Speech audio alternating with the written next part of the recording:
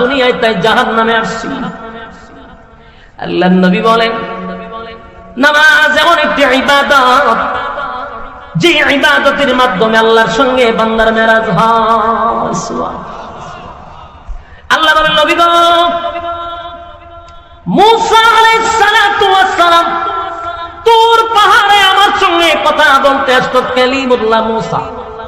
তার আর আমার মাঝখানে ৭০,০০০ পর্দা থাকতো। কিন্তু আপনার উম্মত যখন নামাজে দাঁড়ায়, বান্দা আর আল্লাহর মধ্যে কোনো পর্দা থাকে না। একটা জবান বন্ধ রাখবেন না, আল্লাহু আকবার বলেন।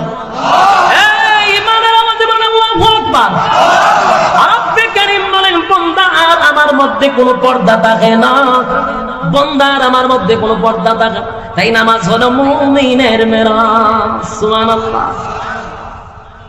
নামাজের জন্য নবী বিদায়ের বেলা পয়গম্বর আলীর কথা বলে নাই, হুসাইনের কথা বলে নাই, হাসাইনের কথা বলে নাই। শেষবারের মতো নবী বলেছেন আয়েশা, মসজিদে নববীর ভিতরে নামাজ শুরু হয়ে গেছে। সাহাবায়ে কেরাম নবীর অপেক্ষায় অনেকক্ষণ ধরে অপেক্ষায় বসে আছে, রে নবী তো আসে না।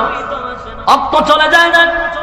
আবু বকরের নেতৃত্বে যখন নামাজে দাঁড়ায় গেল, সাহাবায়ে কেরামরা কান্নার রুল ফলায়া দিছে। হায় রে, আবু বকর যেহেতু ইমামতির মুসল্লায় দাঁড়ায় গেছে, আর কোনদিন নবীর পিছনে নামাজ পড়তে পারবো না। কান্নার রোল পড়ে গেল, নামাজ শুরু হয়ে গেছে। আল্লাহর নবী বলেন আয়েশা, মাথাটা একটু উঁচু করে মসজিদে নববীর দিকে ধরে রাখো। আম্মা জান আয়েশা নবীজির মাথা মুবারকটা উঁচু করে ধরলেন। নবী তাকায়া দেখে আবু বকরের ইমামতিতে মসজিদে নববীর মধ্যে নামাজ শুরু হয়ে গেছে। বিশাল জামাত, পয়গম্বর জামাত দেখে চোখ দিয়ে পানি ছেড়ে দিছে। নবীজির দাড়ি মোবারক ভিজে ভিজে যখন চোখের পানিগুলো পড়তেছিল, আম্মা জান আয়েশা বলেন নবীজি, আমার আব্বার ইমামতিতে নামাজ শুরু হয়ে গেছে গো, আপনি নামাজের দৃশ্য দেখে চোখের পানি গুলো ছেড়ে দিয়ে কেন কাঁদলেন? আল্লাহর নবী বলেন আয়েশা, সব কান্না কিন্তু দুঃখের কান্না নয় গো, এটা আমার আনন্দের কান্না, এটা আমার আনন্দের কান্না। আমি দুঃখে কান্দি না, এটা আমার আনন্দের কান্না।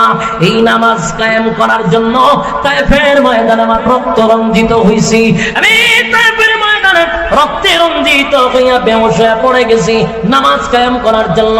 উহুদের ময়দানে দান্দান ভাঙছি নামাজ কায়েমের জন্য।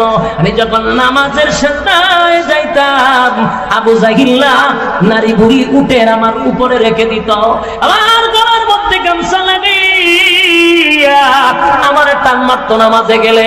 এত নির্যাতন করছে এই নামাজ কায়েমের জন্য। আজকে আমি তাকায়া দেখি, আমি দুনিয়ার থেকে গেলেও আমার সাহাবায়ে কেরামদের নেতৃত্বে যে বিশাল একটা জামাত শুরু হয়েছে, সেই আনন্দে আমার চোখের পানি চলে আসছে। না না, এটা কোনো দুঃখের কান্না নয়, ব্যথার কান্না নয়, আমার আনন্দের কান্না। জোরে কোন সুবহান। যুবক ভাইরা আমার, শেষবারের মতো নবী বলছেন আসসালাত আসসালাত আসসালাত, হে উম্মতেরা নামাজ ছাড়বি না। যুবক ভাইরা রে, আজকের এই মাহফিল থেকে যাওয়ার পরে যদি নামাজের প্রতি আপনারা গুরুত্ব দেন, আল্লাহর কসম এই মাহফিল কমিটি সাকসেস, আপনারাও সাকসেস। তবে যত ইবাদত করেন, নামাজ ছাইরা দিলে 4 পয়সার কোনো কাজ হবে না।